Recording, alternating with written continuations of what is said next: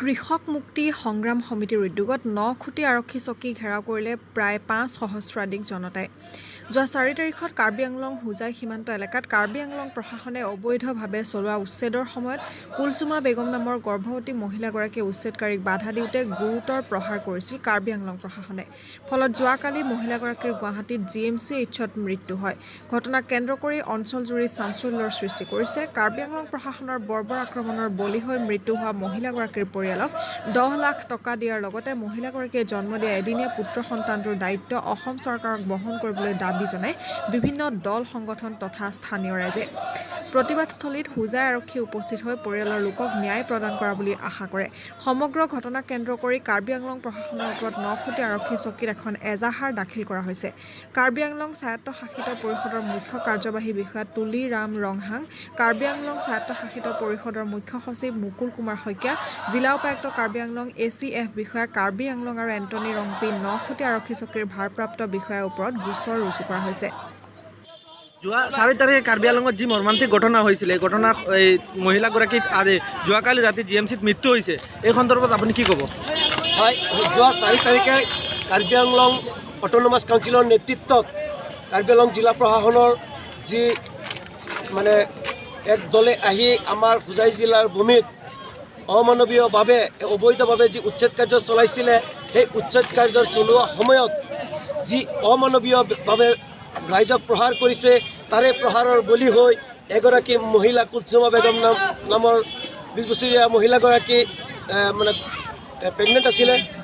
তেখেতৰ গৰ্ভপাত হৈছে, ব্লিডিং হৈ আছিলে। তাৰপিছত আমি ৰাইজে প্ৰত্যক্ষ কৰি আমাৰ হোজাই জিলাৰ পৰা অৱগত কৰিছোঁ। তাৰপাছত আমি এম্বুলেঞ্চৰ জৰিয়তে লংকা প্ৰাথমিক স্বাস্থ্য কেন্দ্ৰলৈ পঠিওৱাৰ ব্যৱস্থা কৰিছিলোঁ। তাৰপিছত সংকটজনক হোৱাৰ কাৰণে নগাঁও বোগেশ্বৰী ফুকননি অসামৰিক চিকিৎসালয়লৈ প্ৰেৰণ কৰা হৈছিল।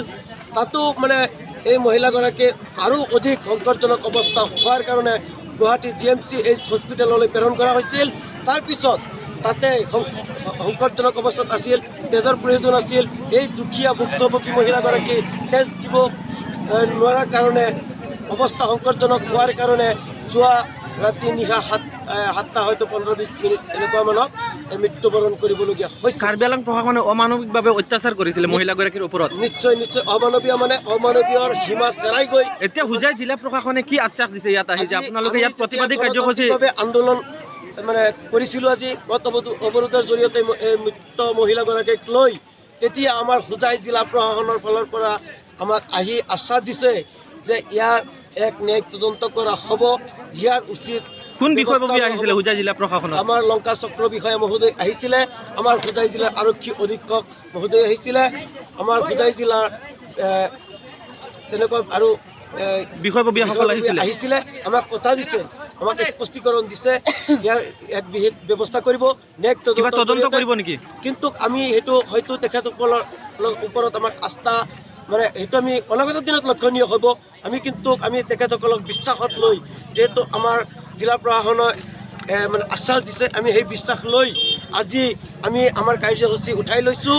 কিন্তু যদি অনাগত দিনত ইয়াৰ বিহিত ব্যৱস্থা নকৰে, পূৰ্ণ আশ্বাস দিয়া মতে আমাৰ হোজাই জিলা প্ৰশাসনে যদি ব্যৱস্থা নলয়, অনাগত দিনত হোজাই জিলাৰ বিভিন্ন দল সংগঠন, বিভিন্ন ৰাজনৈতিক মহল হওক, আমি নিশ্চয় গোচৰ তৰিছোঁ। আমি 1 নম্বৰ গোচৰ তৰিছোঁ কাৰ্বি আংলং মুখ্য কাৰ্যবাহী সদস্য তুলিৰাম ৰংহাঙৰ নেতৃত্বত যি অবৈধভাৱে উচ্ছেদ কাৰ্য চলোৱা হৈছিলে, সেইকাৰণে আমি সেই তুলিৰাম ৰংহাঙৰ ওপৰত গোচৰ তৰিছোঁ। আৰু তাত যিসকল মেজিষ্ট্ৰেট দায়িত্ব দি যিসকলক সেই উচ্ছেদ চলাবলৈ দিয়া হৈছিল, তেখেতসকলৰ ওপৰত আমি এই মহিলাগৰাকীৰ যি সৰু সৰু ল'ৰা ছোৱালী আছিলে, এই ল'ৰা ছোৱালী কেইটাৰ ব্যৱস্থা কৰিব নেকি চৰকাৰে? সেয়া এক আচৰিত কথা। আপোনালোকে চাওক, যি সময়ত আমাৰ দেশৰ শিক্ষাৰ ব্যৱস্থা অতিকৈ পিছ পৰি আছে, সেই সময়ত আমাৰ হোজাই জিলা লংকা প্ৰাথমিক স্বাস্থ্য খণ্ডৰ অন্তৰ্গত যে চৌধুৰীপাৰা LP স্কুলখন আছিল, ইতিমধ্যে কাৰ্বি আংলং জিলা প্ৰশাসনে আহি ভাঙি দিছে। ইয়াত 15-20জনমান ছাত্ৰ ছাত্ৰী আছিলে তেখেতসকল আজি বৰ্তমান এক শিবিৰত বসবাস কৰি আছে সেইসকল ছাত্ৰ ছাত্ৰীৰ ভৱিষ্যত অন্ধকাৰ নমাই আনিছে আমি দাবী জনাইছোঁ শিক্ষা বিভাগক অতি সোনকালে সেইসকল ল'ৰা ছোৱালীক মানে এক অস্থায়ীভাৱে হ'লেও মানে সেই শিক্ষা ব্যৱস্থাটো তাত কৰি থাকিব লাগে যিটো সময়ত সবকা সাথ সবকা বিকাশ নাম এই চৰকাৰে শ্লোগান দি আছে এই সময়তে এনেধৰণৰ ঘটনা সংঘটিত হ'বলৈ হৈছে এই ক্ষেত্ৰত কি ক'ব ইয়াক একদম ধিক্ষাৰজনক কথা আৰু এই চৰকাৰক আপোনালোকে জানে দীক্ষা দিয়া কোনো ভাষা নাই এই চৰকাৰখন হৈছে এক সাম্প্ৰদায়িক মানে মানুহৰ মাজত এক সাম্প্ৰদায়িক সংঘৰ্ষ লগাই সিহঁতে ভোট বেংকৰ ৰাজনীতি কৰিব বিচাৰিছে আজি যে কাৰ্বি আংলং যি এই বৰ্বৰ এই অত্যাচাৰ কৰিছে যি এই উচ্ছেদ কাৰ্য চলাই থকা হৈছে আৰু মানে সংবাদ মাধ্যমৰ জৰিয়তে মানে প্ৰচাৰ দি থকা হৈছে যে অবৈধ বাংলাদেশী নাগৰিক আমি চেলেঞ্জ কৰি কৈছোঁ প্ৰত্যাহ্বান জনাই কৈছোঁ আমাৰ হাতত তথ্য আছে প্ৰত্যেকজন নাগৰিকৰ তথ্য আমাৰ হাতত মজুত আছে